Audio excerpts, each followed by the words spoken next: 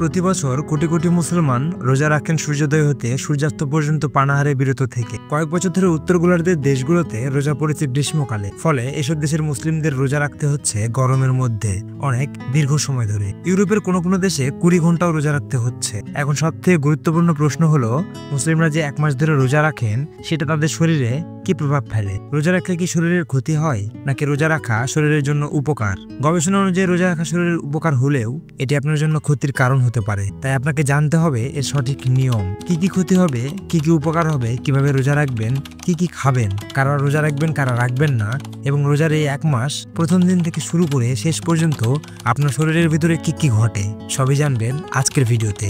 আর তাই আপনাকে আমার সাথে থাকতে হবে পুরো ভিডিও জুড়ে।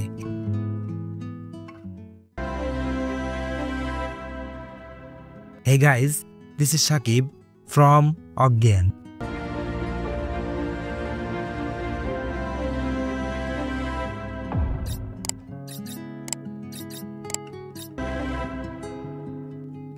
প্রথম কয়েকদিন সবচেয়ে কষ্টকর। শেষবার খাবার খাওয়ার পর 8 ঘন্টা পার না হওয়া পর্যন্ত কিন্তু মানুষের শরীরে খুব একটা উপোস বা রোজার প্রভাব পড়ে না।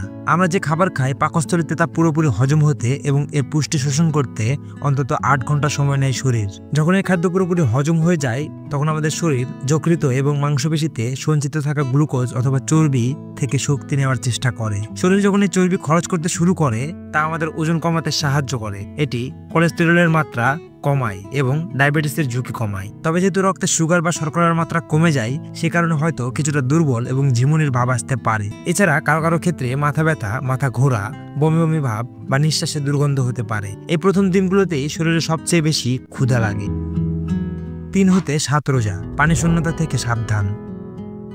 প্রথম কয়েকদিনের পর আপনার শরীর যখন রোজায় অভ্যস্ত হয়ে উঠেছে তখন শরীরে চর্বি গলে গিয়ে তা রক্তের শর্করায় পরিণত হচ্ছে। কিন্তু রোজার সময় দিনের বেলায় যেহেতু আপনি কিছুই খেতে বা পান করতে পারছেন না, তাই রোজা ভাঙার পর অবশ্যই আপনাকে সেটার ঘাটতি পূরণের জন্য প্রচুর পানি পান করতে হবে, নইলে আপনি মারাত্মক পানি শূন্যতায় আক্রান্ত হতে পারেন, বিশেষ করে গরমের দিনে যদি শরীর ঘাম হয়। আর যে খাবার আপনি খাবেন সেটাতেও যথেষ্ট শক্তিদায়ক খাবার থাকতে হবে, যেমন কার্বোহাইড্রেট বা শর্করা এবং চর্বি। একটা ভারসাম্যপূর্ণ খাবার খুব গুরুত্বপূর্ণ, যেখানে সব ধরনের পুষ্টি, প্রোটিন বা আমিষ, লবণ এবং পানি থাকবে। আর যদি আপনি খাবার সিলেকশন ঠিকমতো না করতে পারেন তাহলে প্রতিনিয়ত রোজা আপনার শরীরের ক্ষতির কারণ হতে পারে। কিন্তু নিয়ম মাফিক খাবার খেলে রোজা রাখা আপনার জন্য অত্যন্ত উপকারী হবে।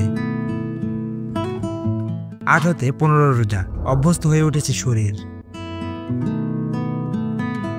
এ পর্যায়ে এসে আপনি নিশ্চয়ই অনুভব করতে পারছেন যে আপনার শরীর মন ভালো লাগছে, কারণ রোজার সঙ্গে আপনার শরীর মানিয়ে নিতে শুরু করেছে।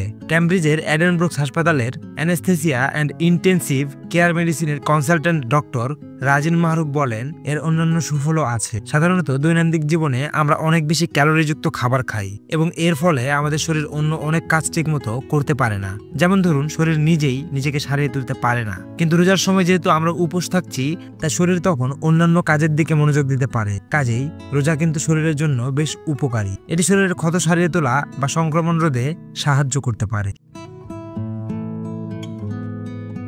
16 হতে 30 রোজা, ভারমুক্ত শরীর।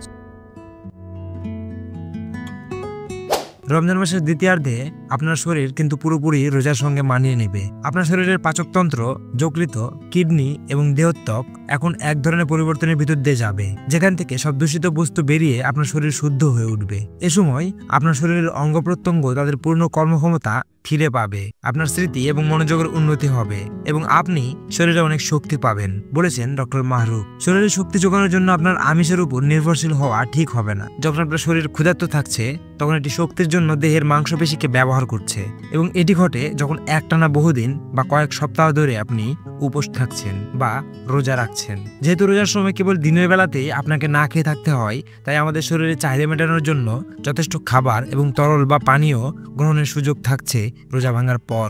এটি আমাদের মাংসপেশিকে রক্ষা করছে এবং একই সঙ্গে আমাদের আবার ওজন কমাতেও সাহায্য করছে। তাহলে রোজা রাখা কি স্বাস্থ্যের জন্য ভালো?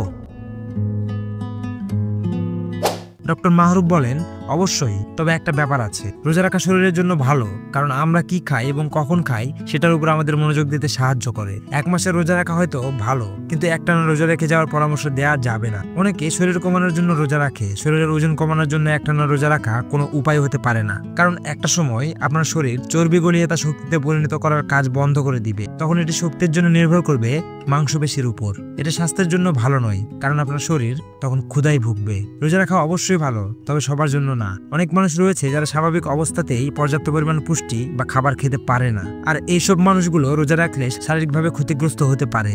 আবার অনেকেই শারীরিকভাবে অসুস্থ, তাদের ক্ষেত্রে অবশ্যই দেখে শুনে বা বুঝে রোজা রাখতে হবে। পরিশেষে একজন সুস্থ স্বাভাবিক মানুষের জন্য রোজা রাখা অত্যন্ত উপকারী। রোজার 1 মাস শেষ হওয়ার পর নিজেকে সম্পূর্ণ এনার্জেটিক এবং রিফ্রেশ পাওয়া যাবে, মনে হবে শরীর আবার পুনরায় নতুনভাবে স্টার্ট হয়েছে। তাই রোজা রাখুন, ভালো থাকুন। ভিডিওটা আপনার রোজাদার বন্ধুর কাছে শেয়ার করুন। ধন্যবাদ।